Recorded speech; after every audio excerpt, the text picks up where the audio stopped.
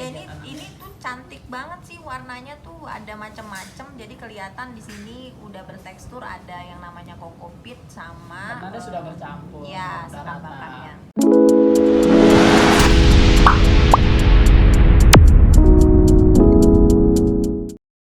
Halo, assalamualaikum warahmatullahi wabarakatuh, sahabat hijau, apa kabarnya? Ketemu lagi di channel YouTube-nya Kokedam It's Green.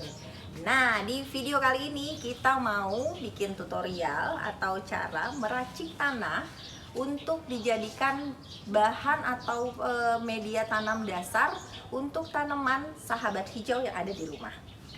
Ketika kita membeli sebuah tanaman dari sebuah toko bunga, kita pasti akan mendapatkan bunga di dalam polybag itu dengan isian tanah, berisi tanah merah dengan campuran sekam basah atau sekam mentah.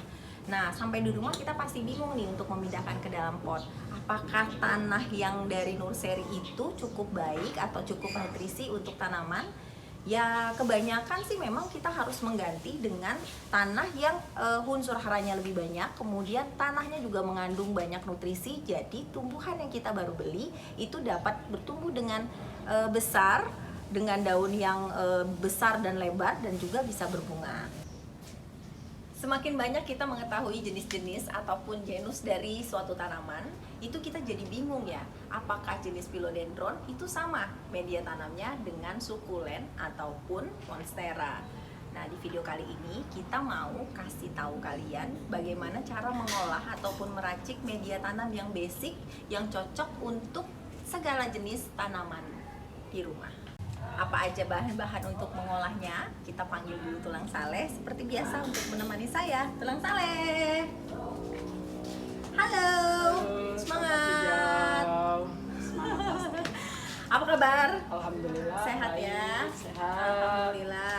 Nah, kali ini kita mau bikin atau mau ngolah tanah. Ini biasanya Tulang Saleh pakai apa aja bahan-bahannya? Itu harus dikasih tahu untuk sahabat hijau di rumah. Itu apa aja bahannya? Yang paling kita utamakan itu adalah tanah. Ya. Tanah bakaran. Yang paling pertama, yang kedua kita ada pakai sekam bakar. Yang ketiga kita pakai kokopit. Kokopit ya. Nah, kokopit ini adalah daging-daging dari serabut kelapa. Oke. Yang ini biasanya gunanya untuk penambah kelembapan ya, ini juga menambah unsur hara juga di dalam tanah. Kemudian ini yang biasanya sering orang dapat nih dari nursery ataupun dari toko-toko bunga. Itu kan tanah yang sudah tercampur dari tanah liat atau tanah merah itu dengan media tanam sekam yang masih mentah. Sekam masih mentah. Nah, biasanya itu kalau udah kita diemin si polybag ini kan kadang-kadang suka ada kayak hama-hama warna dia putih. kayak warna putih, Iya kayak benar. kutu-kutu gitu dia, Kutu jadi gitu benar, ya. benar. Oke, jadi itu harus diganti ya. Harus diganti dengan media tanam yang kita buat lebih gampang untuk menimbulkan akar yang baru. Akar yang baru. Nah, ini juga gampang sekali. Sahabat hijau bisa mendapatkan di sekitar rumah kita, itu dijual juga ada, atau di toko-toko bunga, toko-toko bunga juga ada. Nah, untuk sekam bakar kita biasa pakainya yang ini nih. Ya. Ini sekam bakar yang benar-benar dibakar, bukan oven, jadi masih ada yang belum kayak agak terbakar. mentah-mentahnya Ya, gitu. benar. Campuran. Ini jadi menambah poros untuk tanah, jadi nggak terlalu padat gitu. Nggak terlalu padat dan dia jadinya airnya pun dia nggak terlalu ngendep di dalam tanahnya. Betul sekali. Nah, ini Kita ada pakai ini juga nih, butir-butiran tai kambing ataupun yang dinamakan pupuk kandang. pupuk kandang. Iya, pupuk kandang boleh pakai yang kambing, boleh juga yang dari sapi, juga ada juga yang dari casting atau dari cacing. Nah, ini adalah apa ini Tulang? Ini adalah yang dinamakan andam. Andam bambu. Dia adalah dari kulit-kulit bambu yang sudah ataupun daun-daun daun-daunnya yang kering-kering, dan ini bisa menjadi media tanam kita juga. Iya. Ini biasanya model kayak keladi atau alokasia ataupun monstera tuh suka banget dikasih ini, biar tanahnya juga nggak terlalu padat dan dia bisa poros langsung. Ini ada juga sih yang namanya mungkin banyak sahabat hijau yang udah tahu ya, namanya perlit. Perlit. Dan juga ini ada yang namanya biasanya dipakai untuk numbuhin akar. Jadi modelnya sama seperti sphagnum moss ataupun lumut. Cuman kita nggak pakai ini. Yang kita buat adalah media tanam yang dasar. Yang Jadi dasar yang untuk tanaman ya, bunga biasa. hampir bisa dipakai untuk segala jenis tanaman. Jadi mudah dan juga murah ya. Murah dan gampang dicari. Benar. Di sekitar kita sendiri juga ada. Oke, langsung aja kita buat.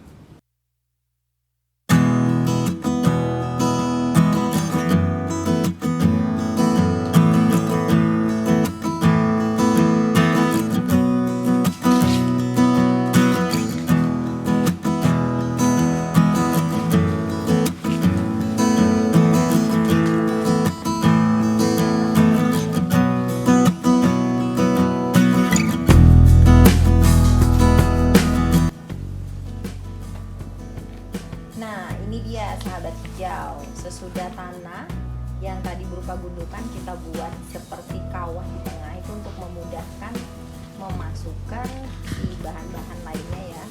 Tanah yang digunakan ini benar-benar tanah bakaran yang hitam. Dan kalau misalnya kita beli, biasanya di toko-toko bunga itu harganya 10.000 satu goni kecil. Nah, ini bisa juga dijual loh. Jadi dengan mencampur ini kita kasih pupuk, itu juga bisa menjadi lahan bisnis. Oke, ini sudah dicampur. Kemudian perbandingan untuk kokopit dan tanah itu 2/3-nya. Kalau sekam bakar sih biasanya perbandingan itu 2:1. Ini ditaruh di tengah agar memudahkan nanti pengadukan, jadi semuanya tercampur dengan rata dan sempurna.